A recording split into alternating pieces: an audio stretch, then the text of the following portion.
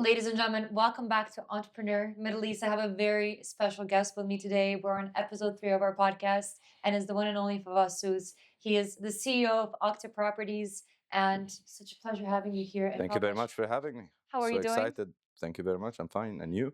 I'm doing well. I'm doing well. Super. Episode 3.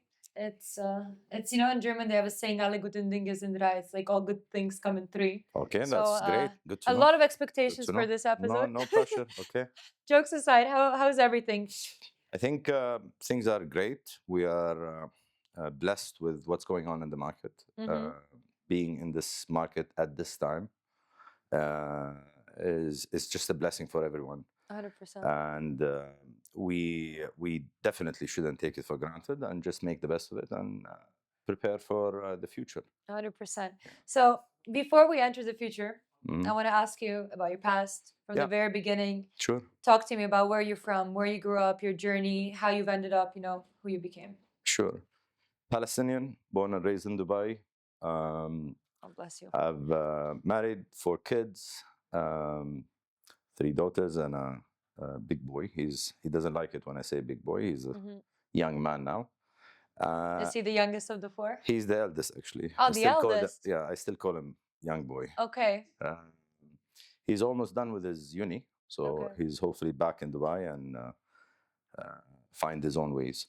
And I've been in real estate for, I would say, 23 years now altogether. Started very low at the sales position that I was in, and walked all my way up in one of the leading developers in Dubai back then, Damak, 13 years, and I left as a senior vice president of Damak, business development and sales.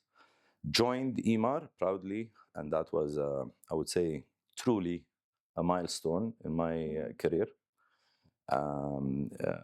In our business in Dubai, when you get a call from EMAR, you just simply go.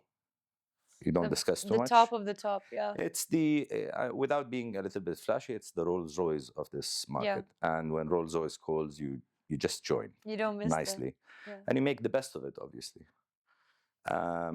In 2021, just after the COVID recovery, or the initial recovery of COVID, I've made a bold move after what I've seen, a major change in the clientele, and that was really the reason why I even took that move. I was 43 back then, and I said, still have power, right, to jump ship, shake hands. Did the highest sales in the history of EMAR that quarter, thinking I'm leaving on a very high note, which I did. Then the next quarter for EMAR was much higher. Are we allowed to know the numbers? Numbers are public. That's why I'm saying higher. I've closed 6.1 billion in quarter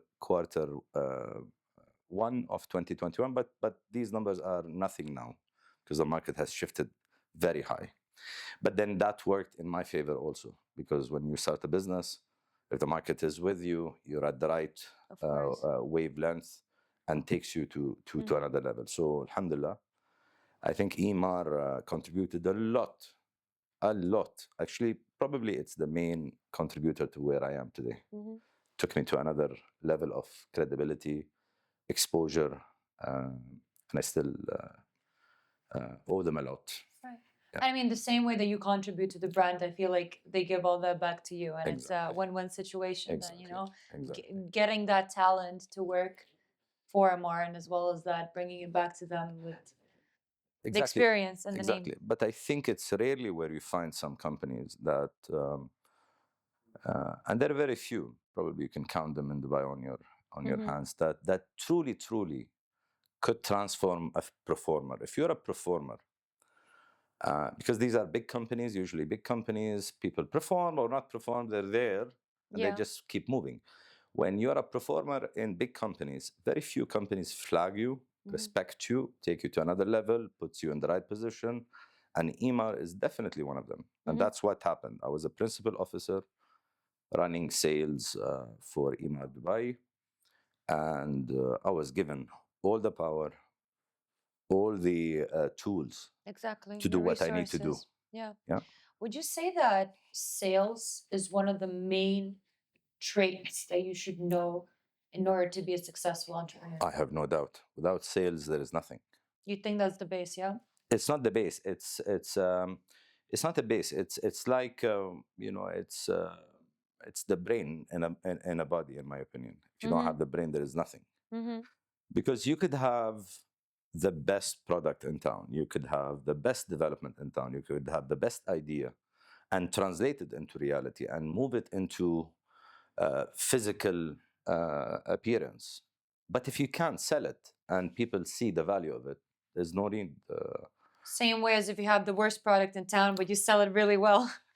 I'm not saying that. I'm just saying it is very important that to know how to exit the product or sell the product or reach a point where you communicate the Yeah. product. Yeah, because these mistakes have happened in the past where It's not easy to sell. it's not easy, That's why I'm asking, like- and some assumptions are wrong. Some people in development, I'm talking real estate here, some people have gone in the nation, we know what we're doing, we're doing and they do, and they do, and they do a great product, they fantastic amenities, stands out from the crowd, takes a long time to bring it to the market, and then the particulars of that product are obsolete. They don't work in the project. You don't have that clientele. And you don't look at things through the client's eyes. Exactly. Which is the main mistake I think Exactly. people make. You should always see, okay, what does my client want? Exactly. And then adapt to that. Exactly. So take me now, fast forward. OCTA Properties. How did that begin for you? Did you just realize at a certain point you want to leave corporate? And that's very true. It was always on my mind. I mean, as you know, in corporate, especially if you're happy, you're doing well, money is good, position is good, growth is there, you tend to keep that as a next quarter, next year situation. What I've seen in 2021, I had a unique position, though, I have to say, that running such a big sales department for such a big developer gives you the real insights of what's going on. You get the real feel, numbers, who's coming, who's doing, what's happening. And being someone who's lived through 5 cycles in Dubai, yeah, and this is huge in Dubai in the span of since 2003-4. Right. To live 5 cycles, to see that there is a major shift in your clientele and the appeal to Dubai, it gave me a real boost that we are in a different market. Because I remember when COVID hit, we went into a very short period of stagnation in the market. If you remember, 2-3 months, complete down, and Dubai recovered very fast. Challenging, yeah. Dubai recovered super fast. And again, being in that company at that time, being the leading developer, you had the opportunity to see what's going on right away because the appeal was there. And I saw different kind of clientele. I saw different reasons for people buying in Dubai. I saw and they families. were buying further away, right, from the beach and going further into buying houses and villas. They're buying as if a mature market would attract. In mature markets, you have a bit of everybody buying with the same proportionate of let's say investors versus end users versus short term, etc. In Dubai, we didn't have that prior to this. We had predominantly investors and less end users buying, more on the tenant side. In 2021, when people felt Dubai openness, being ready for COVID and how did they react to COVID, the safety aspect, the movement, the respect that people were given in this country, people fell in love with this city immediately. It's almost immediately, 2-3 months. Many people, didn't put Dubai as their, second destination or wanted to be here for a long time. It wasn't on the wish list, yeah. When they saw what they did, and it was very echoed, it played a huge role. So with that, I felt there is a change in the fundamentals of Dubai. And there was no chaos. Everywhere else in the world there was chaos, and here it was just very well organized. When you see conservative buyers that don't even buy within Europe, so I'll give you an example. Austrians, it's a fact, and it's not just because they're very local. Local. They're very investor within, kind of, yeah. When you see Austrian families It's that liquidating, primitive mentality. Yeah. moving into Dubai and moving Which is their crazy. families and looking into schools for their kids, it's so encouraging. Yeah. When you see the Swiss government putting a huge banner in Dubai to advertise Switzerland, I mean, it tells you fundamentals have changed. It means the clientele, which Dubai is attracting, is Yeah. very similar to these major areas, major cities. So for me, it was something is happening. Mm-hmm. Listen, I'm doing well. Let me give it a shot. And I simply said to myself, it's the right time for me. And would you say that things such as brand and residences are the reasons why these foreigners are attracted? When they see a name that say you worked with Missoni, right? Yeah. You see an Italian name on a building. Do you think an Italian would be more attracted to go and live in that building? In that building, but not that city. The city attraction is number one. I Okay. think if you want to just simplify it, the brand, in my opinion, is the cherry on the pie. Mm-hmm. Yeah, it's the final thing that pushes people That potentially to makes make a them buy it difference. rather than Exactly. rent it, maybe. Exactly. No, what I mean is Dubai attracts people to For come. sure. Could be Italian, could be German, could be Indian traditional markets, Indians, Pakistanis. We have a Mm-hmm. very solid traditional market and continues to be. Mm-hmm. But the brand, the nice thing about the brand, usually respectable brands don't engage with developers that they're not sure of, that they don't have a level of control on what is being delivered. So, and we as OCTA, me and the team, we make sure we communicate this very well to our clients. We say, listen, Missoni, for example, wouldn't engage with XYZ unless they are extremely comfortable that Mm-hmm. their product will be there, because real estate is permanent. Mm-hmm. It's in your face for the rest of your life. Yeah. And you can't hide it. It's not a campaign or a product line or a T-shirt that you've launched. You can't Full hide asset. it. Yeah, it's in your face all the time. If you don't get it right, Mm-hmm. the brand damage that could happen is dramatic. So they are conscious of it, and we are also conscious of the same. So yes, brands do differentiate the offering for clientele. So you hit it on the spot. I mean, the highest buyer in Missoni products we've launched are Italians. Okay. Because Missoni for Italians is very, it's very close to their hearts. It's actually a very close to heart brand. It's very niche. Yeah.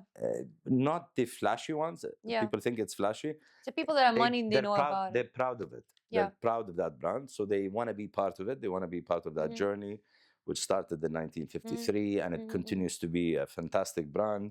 They're very protective of their brand. They're rolling out amazing, amazing schemes.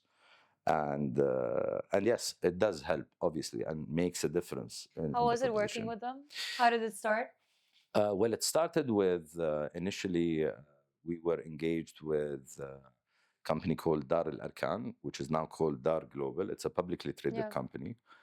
And Dar Global had a product in Dubai with Missoni branding. And I should say something here that, that company, Dar Global, have probably, contributed so much to the fundamentals of OCTA, because I remember the timelines, and it's all aligned at the same time. They were about to launch, the brand was selected, I left, I started the next week, as if everything came together. There was The an puzzle interest. pieces There was an interest, and truly it wasn't planned. It was truly, and obviously the background there with the leadership in Dar Global made everything come together quickly. So they gave us a push, and they gave us the fundamentals to assert the model we wanted to tell the market about, which is the development management or representative program that we have. And we kicked off this journey in OCTA with Missoni from Dar Al Arkan in Business Bay. And I'm very glad to say that it's been delivered already. People are loving it. Common areas are outstanding. Delivery was probably 4 months late, but that's very acceptable in Dubai. It's There was normal, yeah. nothing major. Yeah. Yeah, yeah.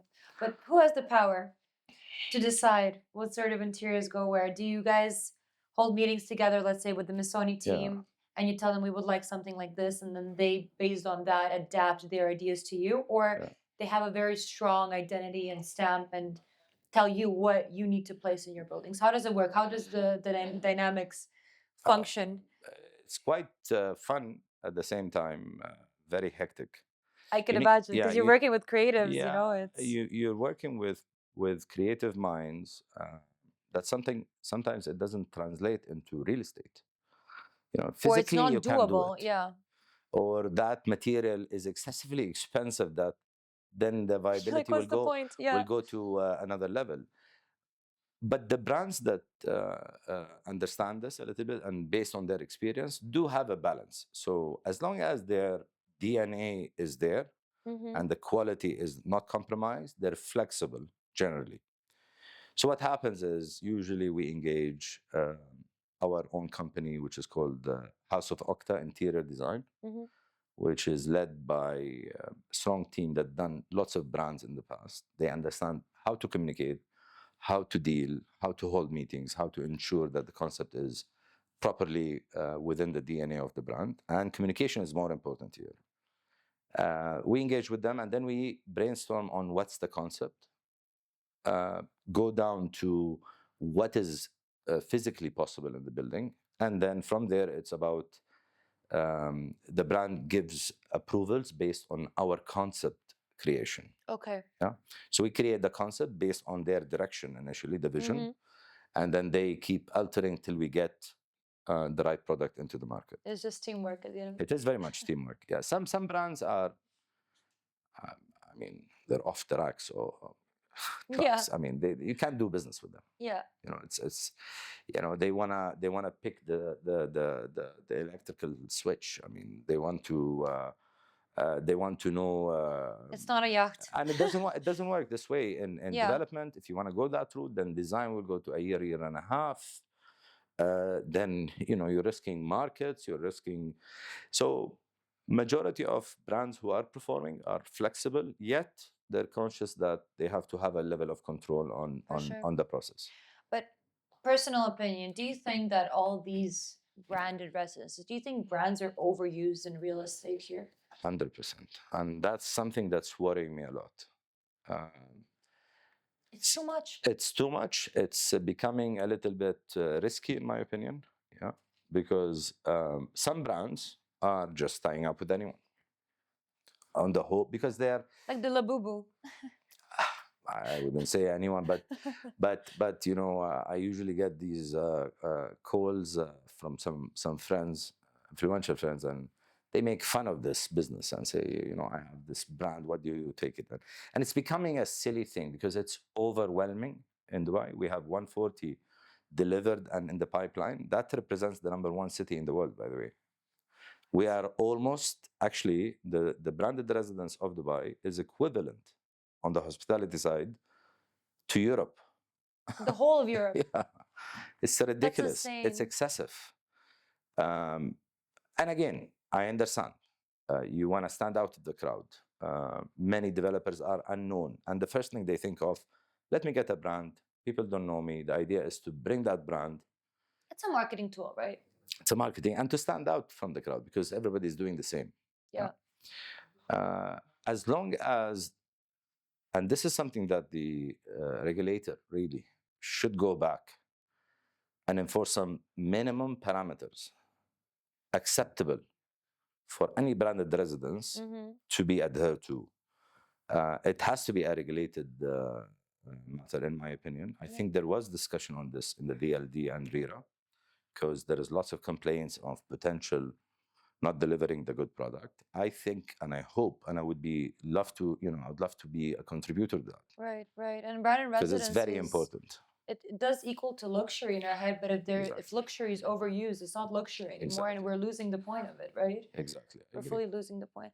Now, you are in one of the most, let's say, competitive, if not the most competitive industry here in the UAE. How are you guys different? Well, How we're are not you? competitive.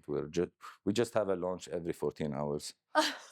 So I'm very happy. Used to be 12 hours, so we're back to 14 Really? hours. Back to It's a 14. bit crazy, to be honest. Yeah, it's a bit crazy. How do you do it? I think, listen, to be competitive in our line of work, it's very simple. You need to talk the language of the developer. In OCTA, we're 110 people now. How many? 110. Wow. Yeah, Okay. and we grew dramatically in the last 2 years, specifically. If I narrow down what we really offer is a developer mirror. So basically, a developer comes in, we know the pain points, we know the risks involved on his side.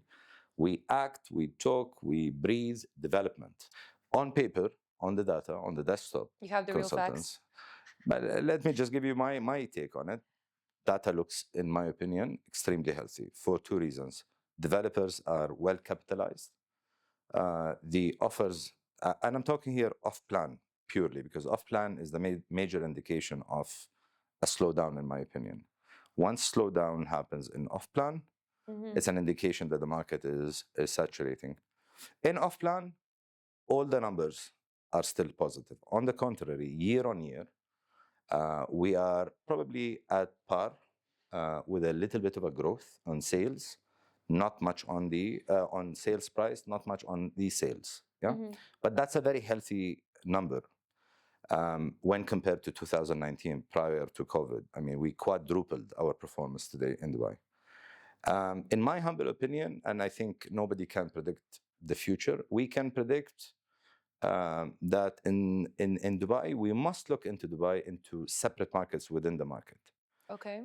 And stop getting excited or worried with, in my humble opinion, silly comments from silly people sitting behind a screen looking at pure numbers only.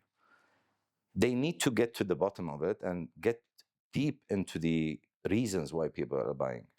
It's no longer purely numbers. You must understand the pulse of the market and look at the parameters where you will see the shift happening. My main parameters is when the big developers start becoming under stress, not the small ones. There is zero indication of that. They're extremely well capitalized. They are super cash rich. And I'm talking big developers that matters. There are big developers that don't matter really. Big developers that lead this market. They are well capitalized. They are smart. They are de-risking their projects. That's a big indication to me that we're still okay. As long as that continues to happen, in my humble opinion, the foreseeable future is okay. In some areas, it is purely numbers. I'll give you an example. When JVC, at the best of JVC, the height of it prior to COVID, we used to sell 2,000 units a year. And we've been now averaging 8,000 years in the last 3 years. It is only common sense that at one point with the delivery of these units, that market relaxes because the offering will be more. Clients will be using tactics basically to get a better price and then lowers the overall rental. Pricing, yeah. But it doesn't mean that that's wrong because that's how real estate works. Yeah. Yeah. The other indication that is doing very well in Dubai is the conscious decision of the government big developers not to flood the market. Yeah, this is probably we hear too many things going in Dubai, but these are private developers that have paid for the land dearly. They had to inject heavy cash. And the government is very conscious of not oversupplying it with lands or master plans or, just because they have the power. They have the power to launch a master plan They have their every day. boundaries. Yeah. Yeah. They're conscious, and I'm very happy that this is happening because there is a level of conscious that let the market run, but at the same time, we don't want to. And let us also, I wouldn't use the word clean up, it's more fix what we have launched. Organize Reorganize our books. Go to the projects that have taken time. So these are all good indications. So if I take your message correctly, good indications for you, me, bad indications for us when we want to buy something for a lower price. I think you need to look at Dubai as still doing well. You just need to be cautious that not to get entry level at a, at a risky place where it's about to correct. It's about to correct. Yeah. Got it. There are plenty of room to increase in some areas. There are plenty of undervalued areas in Locations, Dubai, yeah. in my opinion. And the problem we have in Dubai, It's about the trends. the trends, and it's big, big transaction happened on the Palm, Oh, and we yeah. don't hear about it for the last 6 months, and market is not good. Yeah. It's a conscious because big numbers, big stories do attract. Yeah, Would you advise people to rent or to buy? definitely buy, no doubt in my mind. I mean, with the current rental levels, it makes no sense. The current interest rates that are available, it makes only sense to buy with mortgage because the trend on interest is going down and rentals are high. So it makes no sense not to buy, actually. So for people that want to stay here long term, you would always support them. For sure, 100%. And buying, okay. For sure, okay. for sure. So tell me, what are the next couple of years looking like for OCTA? What sort of vision, ideas, dreams do you have? So in OCTA, I would say the mainstream of revenue continues to be the development exclusive model, where we represent the developer, being a publicly traded company or a small developer who wants to compete in an area. We just make sure that this business is being taken care of. Actually, we doubled down on it. We've enhanced our systems and our governance. You'll be very surprised that OCTA, although young, but we refuse to be young from day one. I refuse to be that company that allows itself not to make money from day one. I refused it because the Americans taught us it's okay to lose money for the first year or two. No, it's not. It's a continuous. Especially with the experience that you've had. And it's a continuous. I was doing it for a big company. Today I'm doing it for a smaller developer or a publicly traded. But at the same time, you shouldn't be so hard on yourself as well, in case mistakes do happen, because I think entrepreneurship is just so different from anything else, right? No doubt, but it's a mindset. I'm not saying I did very well in the beginning. I'm just saying it was a mindset that we shouldn't allow ourselves to look at it as a new business. I was doing it for someone. I know how it's done. Right. Market is with you. You should take advantage of it and cushion for the future. Right, 100%. That's what we did, and it worked. And the team that I have, which is very diverse background, but predominantly they come from developers, so they understand what to do, what not to do.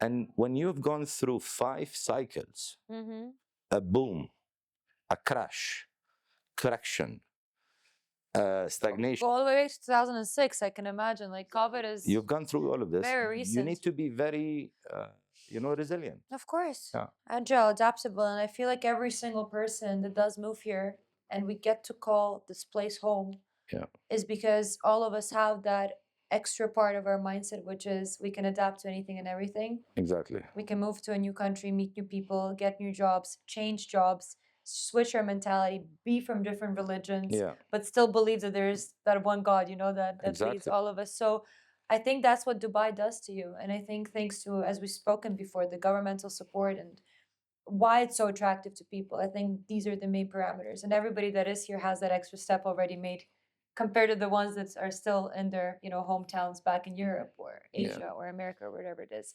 But I wanted to ask you one more question. Would you have still done the decision of leaving corporate and getting into entrepreneurial if you had to, remake it now? Are you happier being your own boss and leading your own company, or were you happier before when you were working as part of, let's say, MR, which is the top of the top? Fantastic question, because honestly, if I've continued with EMAR, I think I would have not felt what I'm feeling now. Is the ability to create as much as I can, which I like. This is my passion today. I create every day. I create every morning. It's your baby. I create, and that's what, and create and take decisions and take risks and move on. And I would not look back and say it was a good and bad. It was all aligned in my books. I'm a bit conscious of this. I do believe in alignment, timing, and 60-70% of it is luck and God blessing. But luck is when Purely. opportunity, right, meets. Exactly. But you have to be ready. Mm. I mean, when a client trusts a company or a developer trusts a company, they do also acknowledge, yes, they've worked in this company. Dubai's market is good, but these guys work hard. Of course. We see them. We see them running after every opportunity to the maximum, giving it the best chances, taking all steps to do it right. What is your definition of success? Is to align yourself eventually With all with what you're making the best of it on, could be the financial side or the growth side, or being someone that has dreamt of creating, doing all of that at the same time. Does success equal money? This is no, of course not. It's aligning all of them together. Doing what you really like to do, what gives you that comfort, waking up in the morning, running for it. At the same time, obviously, achieving your financial goals and getting where you want to do, and making sure you do the right thing all the time at the same time. These three things are not easy to do. If you could give that one piece of advice, let's say, to all the young boys and girls out there that potentially would like to take a certain path one day, what advice would you give them? I don't really like doing that. You don't like to give advice? No, because that's, in my opinion, it's subjective. You know, this is the first time somebody answers this question this way. Truly, I don't. I don't like to It do depends on your life, right? I know. because it is not. We're not talking one-to-one. I'm talking to an audience that each one of them have his own way of doing things. And you don't want to put them in the wrong. Certain recipe that people should go after. I think fundamentals should be always taken. As I said, it's not easy to do the right thing. I think one thing that should be common and universal, and it's very, by the way, it's a very small, short word. It's very difficult. Very difficult to do the right thing all the time. Of course. Do the right thing all the time. We wouldn't be human. When I say that, you try your best to do the right, because you're gonna fail, you're gonna do mistakes, you're gonna try your best to do what you think is the right thing. It always pays off eventually. 100%. Because that's what separates, the fluff from reality. Everything comes to that. And I have one of my senior people that started OCTA with me, Donna. I mean, she is I call her the ethical compass of OCTA and myself. She keeps me on track. She's my balance. I'm aggressive. She puts me on track. She brings me back. The yin-yang. And we bring back together, that balance on doing the right thing for our clients, that person who has entrusted you. You are also lucky to have people like this around you. I mean, it's not easy in a market like this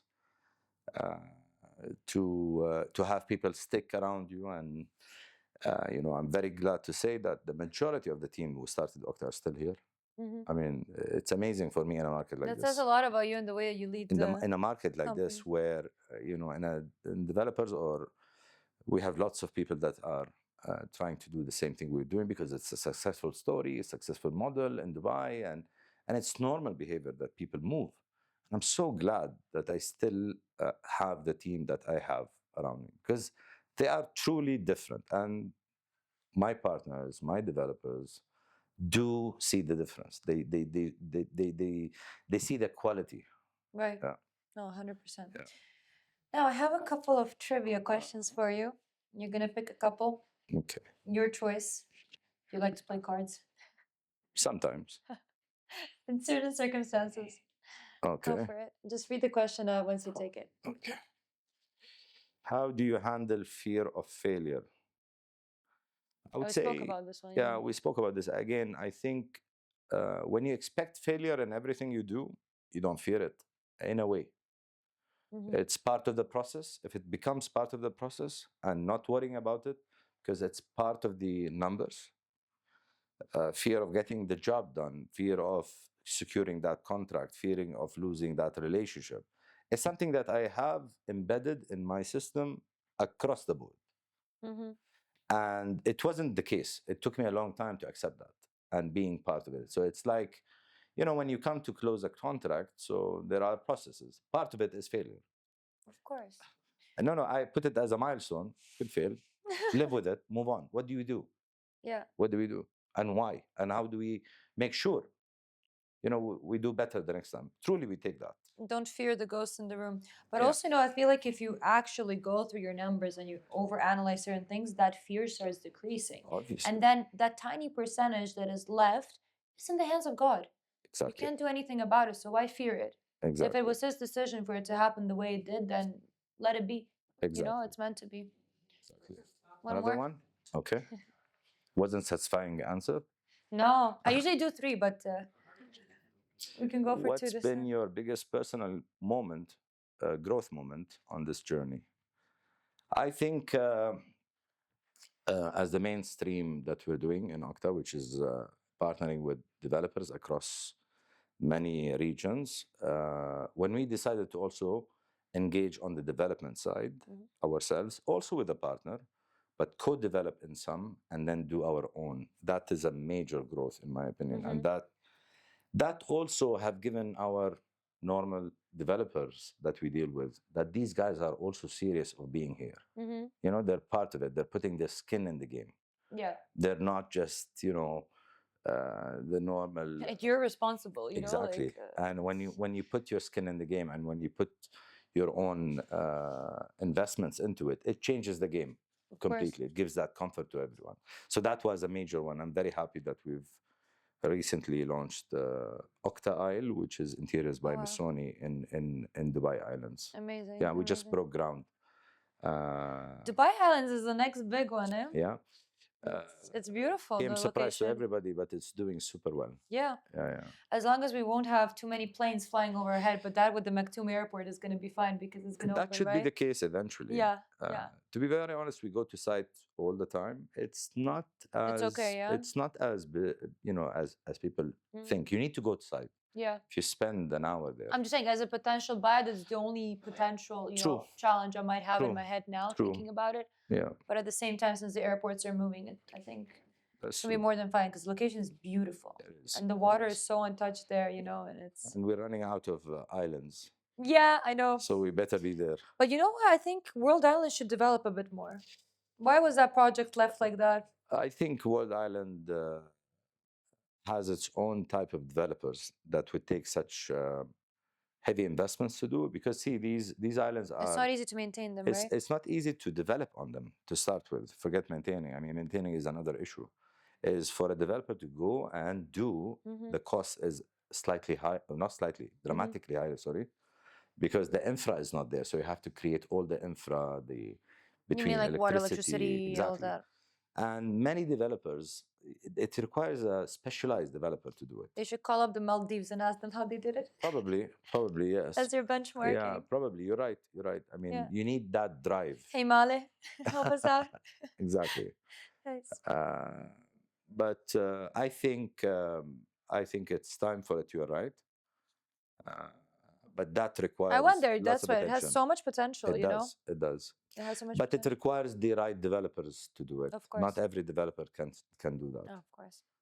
Well, it's absolute pleasure speaking to you Thank today. you very much. It's been great. Honestly. Truly. Yeah. I enjoyed it. Great conversation. We wish you the best of luck. Same to you. And I really hope to see you more on our beautiful cameras one day. Inshallah. Thank you. Thank you very much. Thanks. Thank you.